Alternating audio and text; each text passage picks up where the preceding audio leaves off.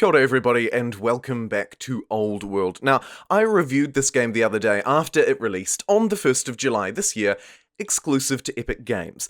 For those of you who missed it, Old World is, what you can see on screen, a blur between Civilization and Crusader Kings, a 4X strategy game with resources, map control, warfare and politics, merged with a sort of family building, build a dynasty, create a character and adapt their skills and knowledge, Crusader Kings style system with dynamic events at play. And in my review, I covered Old World as a pretty good game, a good 4X strategy game, with an interesting movement mechanic called orders that allows you to surge, say, your military in one direction and ignore political decisions, or split your movement evenly across units, or put all of your orders into warfare instead and attacking the enemy units.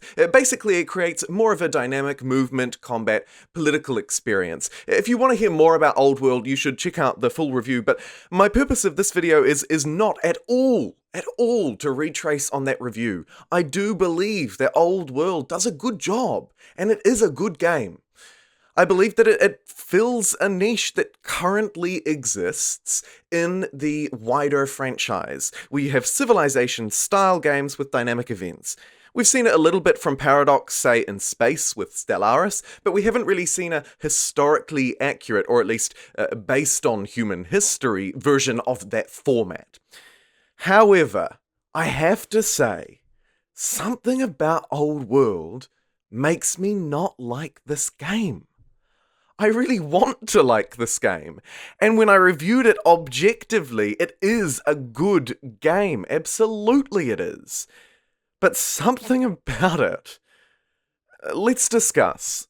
So, I think, first and foremost, the Epic Games exclusivity, right? Before we even get into Old World itself, we have to acknowledge that when a game is exclusive to a platform on PC, that's in general bad for consumers, right? It's bad for us as consumers because we don't have options. It's bad for them, probably, as developers because also they are limited within the market to one launcher. And of course, in the context of PC gaming, the Epic Games launcher is not the most popular option, right? We all know that Steam is the most popular option.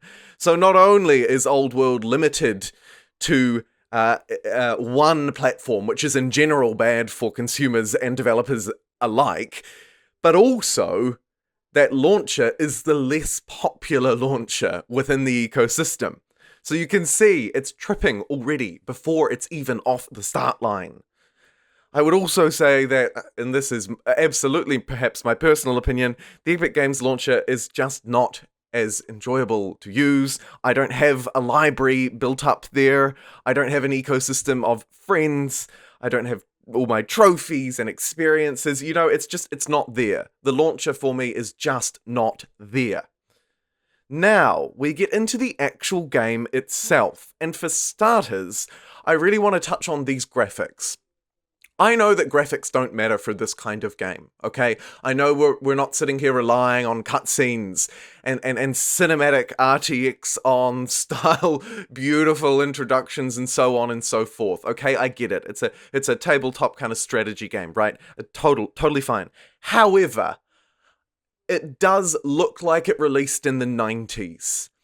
And I don't know if that's the feel we were going for or not, because it's called Old World, and so we maybe designed this game for an older generation of player, the player who grew up in, or at least spent a lot of time gaming during, that sort of Civ 4, late 90s, 2000s period of PC gaming. And if that's by design, that's all fine and good. But in 2021, can we not at least have an option to swap to a different graphics mode where this game looks like it released this year and not 15 years ago? The reason I say that is like, okay, sure, the game is called Old World, but do I really have to be staring at an old UI with old graphics? It just doesn't make sense to me. I'm looking at this board for hours and hours. You want me to spend hours and hours and hours playing through this game and deeply investing in my characters and the world. and yet all of it is pixelated and looks like it released with Windows 95. I'm not trying to hate on the game, and like I say, it's a really good game, don't get me wrong, and I know that the graphics don't super matter for this kind of title, but come on, I'm staring at this for hours. Please, at least give me an option. Some kind of high-resolution texture pack that changes the font and gives me... I don't know. I don't know. Maybe that's just me. Let me know if you're the same. Maybe I'm just a graphics snob. It could totally be that. It could totally be that. Now I'm going to talk a little bit about the gameplay itself and some of the elements of the gameplay that I think might be prohibiting me from really connecting and enjoying Old World. For starters, the city sites model that that you've been able to see on screen here, where cities in the early game can only be founded on sort of prescribed city sites, aligning them, of course, with the layout of the natural world around them. But it felt a little bit restrictive. I was like, oh, really? Like, I have to put my city down here on this city site? I mean, I get it, like, it makes sense, and it's part of that sort of balancing and also leaning on history and historical accuracy, perhaps. Like, I get it, but it just felt like a bit of a step back for me. It just felt a bit restrictive. I think that one of the things that Old World definitely does well is all of the dynamic events that pop up, and you will have seen them throughout the video. You know, there's dynamic events that pop up for your character and experiences they have, or the empire and how it's flourishing or floundering, and random discoveries of people and artifacts and so on and so forth. They are really great, but I have to say, being constantly bombarded with just walls of text, sometimes it can feel like you're in a bit of a reading simulator, right? Like, and don't get me wrong, I do like reading. I'm not hating on reading, but when I'm playing this game, and I change my turn and I'm prompted with 7 different events, and they're all the same. A text box pops up, I read a portion of text, and then I select one of 3 options with a prescribed benefit, potentially. I just felt like these events are great, but could we not have delivered them in a more dynamic, interesting, and modern way? Did every single one of them have to be a wall of text with a few options, and I just click an option? Could there not have been more significant events that were read out to me? Maybe even had a little cutscene play for the really significant ones, but, could they not have been read aloud? Could we have got a narrator to at least read some significant ones at me instead of forcing me to read the text? If you're reading it aloud, then you can display whatever you want on the screen. But of course, it's not just reading it aloud, right?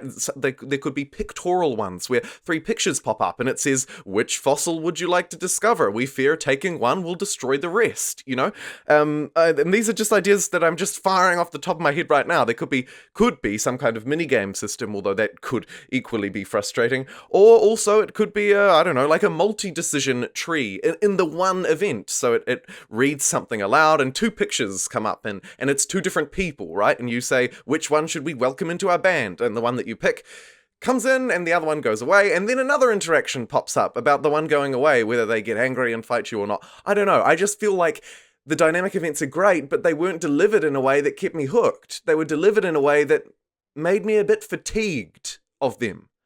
I got decision fatigue, I think, to be perfectly honest. I really think it led to decision fatigue. And that stopped me enjoying the game. And then finally, I would say, and again, it's something that they've done great, but then it's become frustrating, and it's the orders system. The thing I talked about at the start, where you're sort of given a certain number of orders per turn, and then you can choose to use a lot of orders on one unit to move it a really long way, or you can split them across multiple units, assigning actions, like setting a builder to build an improvement uses orders, and some political decisions use up your turn's orders as well, like sending trade delegations. So, and I do think that is wonderful because it enabled a more flexible gameplay, which is what I want, right? I want to be able to create my own experiences. That's the whole idea, and the reason why, harping back, the city sites model feels counterintuitive to that. Anyway, the order system is really good, but the sort of the whole interface around it I think really lets it down. Really lets it down. Firstly, I think that the orders should be more clear, perhaps around the map or down the bottom around your character. There could be a circle with the number of orders really clearly displayed, just to sort of upfront that a bit more, because at the minute it's really one of the things that's just buried up the top alongside 10 blinking other icons for various resources. And it is also down the bottom left next to your character, but then it sort of doesn't it's not necessarily clear that those orders assign to all of your movements and so on. And I just thought that the UI could make better use of that, and really across the board the UI could use with a bit of an overhaul, because it does feel quite archaic. It's not terrible, don't get me wrong, but we could definitely modernize it and bring it in to 2021. That concludes this video where I've reflected on really some of the bad in Old World, the reasons why I just can't seem to quite get hooked into it as an experience. I find it really interesting, and it is a really great game, don't get me wrong, but I just do get a bit fatigued and frustrated, I think. Thank you very much for watching this video. If you did enjoy it, why not consider subscribing and joining our little community? And I'm really interested actually as well in your feedback on anything I've covered, and also anything you think I've missed. A lot of the topics in this video were brought up by me reading comments and reflecting on the things that you said in my review video. So thanks very much for that. And until next time, everybody, take care, and I'll see you then.